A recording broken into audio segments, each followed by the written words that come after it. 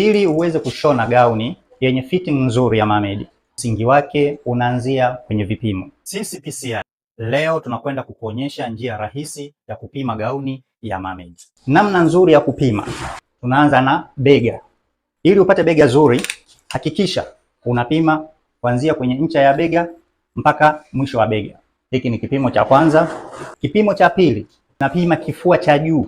Baada ya hapo, unapima kifua cha kati, kisha unamalizia na kifua cha chini ambacho ni hiki hapa. Lengo la kupima hivi ili tupate mzunguko mzuri wa ziwa. Baada ya hapo, unapima mzunguko wa tumbo kwa maana ya half.